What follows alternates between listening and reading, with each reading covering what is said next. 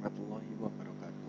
Perkenalkan, nama saya Muhammad Farfami Junaidi, NIM 19650099 dari Praktikum BPO kelas A. Di sini saya akan menjelaskan tentang kelas diagram saya dari proyek yang berjudul Sistem Informasi Manajemen dan Kasir CVMM. Untuk deskripsi singkat dari proyek ini sendiri, yaitu proyek ini selain untuk memenuhi tugas dari mata kuliah praktikum BPO, nantinya proyek ini akan saya implementasikan langsung pada sistem perusahaan, di mana nantinya aplikasi ini akan menggunakan Java GUI, yaitu JFrame sebagai tampilannya.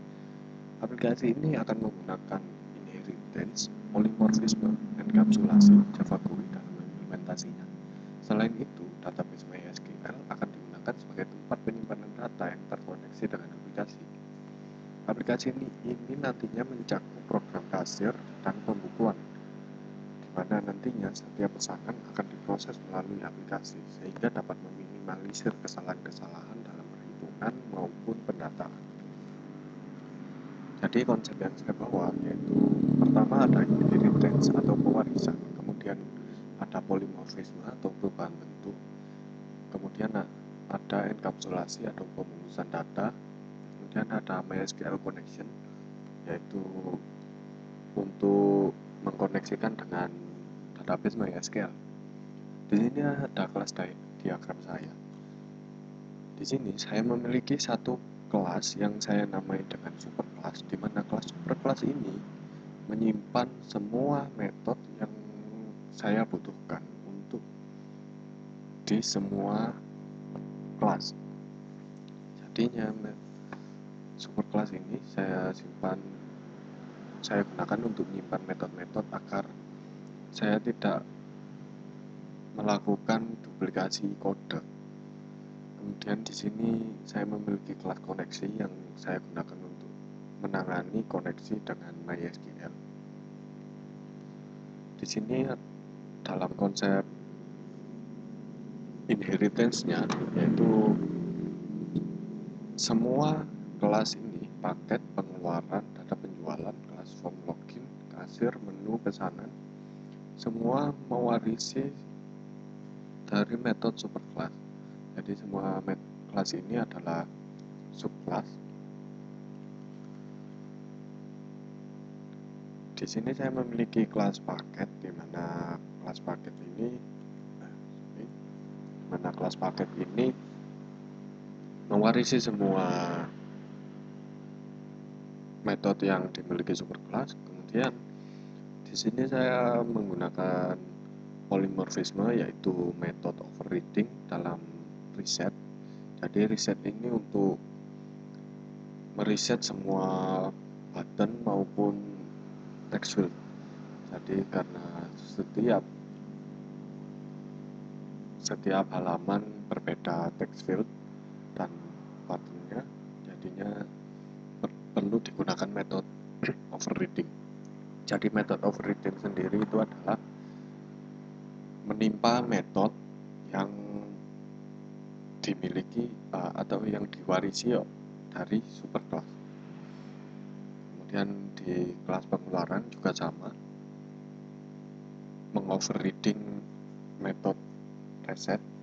Kemudian dalam kelas data penjualan, di sini saya mengoverride metode tampil karena dibutuhkan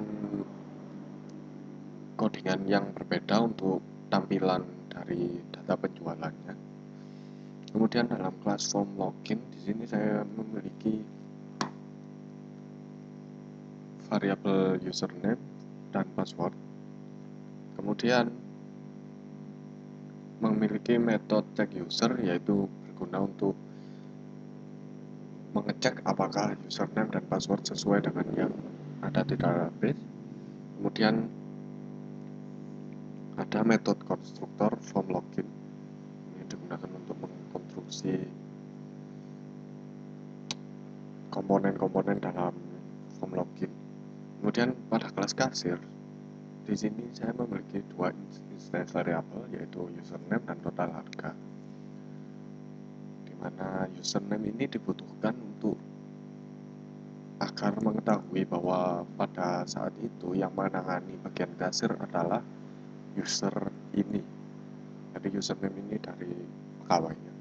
Kemudian di sini mengoverride metode reset karena tampilan pada kelas kasir berbeda, tidak menggunakan text field.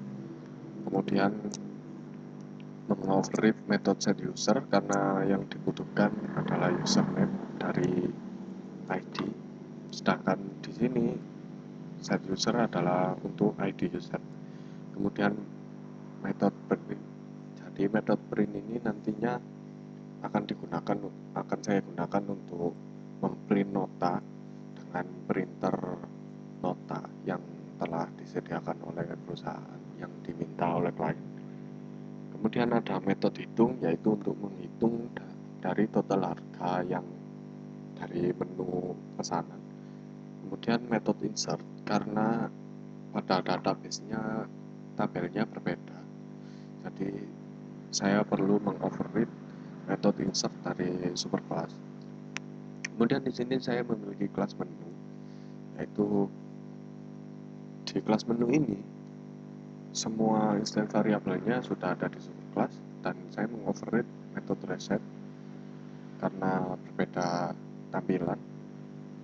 Kemudian di kelas pesanan untuk menampilkan pesanan Agiko dan catering, di sini saya juga sama dengan kelas menu, hanya mengoverride metode reset karena berbeda tampilan. Untuk sisanya sudah ditangani oleh kelas superclass, jadi semuanya sudah ada di kelas superclass. Untuk enkapsulasinya atau pembungkusan datanya nantinya, jadi nantinya metode pada superclass ini dan instance variabelnya akan saya enkapsulasi, kemungkinan menggunakan protected agar kelas lain tidak dapat menggunakan metode yang ada di dalam kelasnya selain kelas dari subkelasnya sendiri. Nah, kemudian semua instance variabel dan metode pada kelas superclass nantinya akan saya set sebagai static content agar jadi kalau tidak di set sebagai static, ketika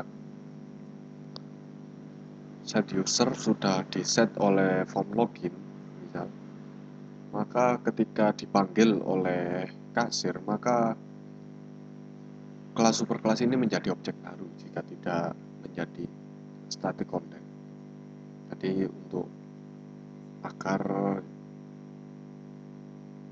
variabel yang sudah saya set tidak berubah ketika saya membuat objek baru.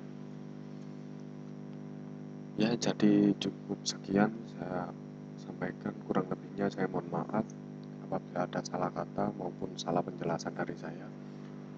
Kurang lebihnya mohon maaf. Wabillahi taufiq wal hidayah. Wassalamualaikum warahmatullahi wabarakatuh.